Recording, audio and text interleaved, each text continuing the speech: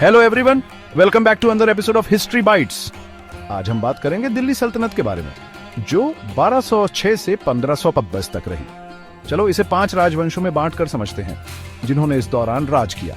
History के शौकीन हो, तैयार हो जाओ, बहुत कुछ जानना है। सबसे पहले स्लेव डायनेस्टी यानी मामलुक डायनेस्टी। इसकी शुरुआत कुतुबुद्दीन ऐबक ने 1206 में की। ऐबक मोहम्मद गोरी का गुलाम था और उसी ने दिल्ली सल्तनत की नींव रखी। लोग उसे लाख बख्श कहते थे क्योंकि वो बहुत दानी था। मजेदार बात, उसने कुतुब मीनार बनवानी शुरू की थी। दुहक की बात है कि लाहौर में पोलो खेलते हुए उसकी मौत हो गई। ऐबक के बाद उसका बेटा आराम शाह 510 में गद्दी पर बैठा।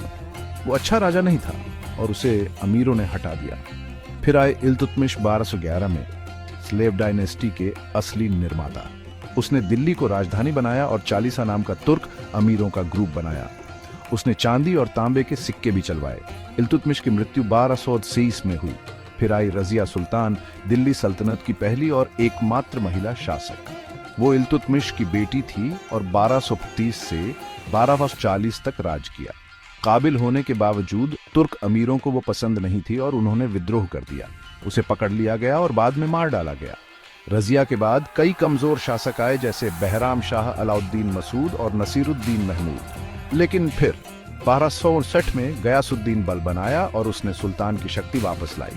वो अपने सख्त शासन के लिए जाना जाता है और उसने सिजदा और पैबोस जैसी प्रथाएं शुरू की जो राजा को सम्मान देने के तरीके थे। बलबन का शासन 1187 में खत्म हुआ और जलालुद्दीन खिलजी ने उसके उत्तराधिकारी को हटा दिया। अब खिलजी वंश की बात करते हैं, जिसकी शुरुआत जलालुद्दीन ने 1290 में की। वो दयालु शासक था, लेकिन 1293 में उसके महत्वाकांक्षी भतीजे अलाउद्दीन खिलजी ने उसकी हत्या कर दी। अलाउद्दीन बहुत ताकतवर था। उसने साम्राज्य का विस्तार किया और मंगोल आक्रमणों को रोका। उसने बाजार नियंत्रण और एक स्थायी सेना भी शुरू की। उसका शासन 1216 में खत्म हुआ, जिसके बाद शहाबुद्दीन उमर और मुबारक शाह जैसे कुछ समय के लिए राज करने वाले शासक आए। खिलजी वंश का अंत तब हुआ जब 1320 में गयासुद्दीन तुघलक ने खुसरो खान को हराया। अब तुघलक वंश की बात, जिसकी शुरुआत गयासुद्दीन तुघलक ने की। उसने तुघलकाबाद किला बनवाया, लेकिन 1325 में एक दुर्घटना में उसकी मृत्यु हो गई। उसका बेटा मोहम्मद बिन तुघलक एक महत्वाकांक्षी लेकिन विवादास्पद व्यक्ति था। उसने राजधानी दौलताबाद स्थानांतरित की और तांबे के सिक्के चलाए, लेकिन दोनों योजनाएं असफल रही। फिर 1351 में फिरोज शाह तुघलक आया, जो न्याय और जन कल्याण पर ज्यादा ध्यान देता था। उसने सिंचाई प्रणाली, अस्पताल और विश्राम गृह बनवाए। उसकी मृत्यु के बाद तुघलक वंश का पतन शुरू हो गया और 1399 तक तैमूर के आक्रमण ने तुघलकों को बहुत कमजोर कर दिया था। अगला सैयद वंश, जिसकी स्थापना खिज्र खान ने 1414 में की। ये एक छोटा और कमजोर वंश था, जिसमें मुबारक शाह, मोहम्मद शाह और आलम शाह जैसे शासक हुए।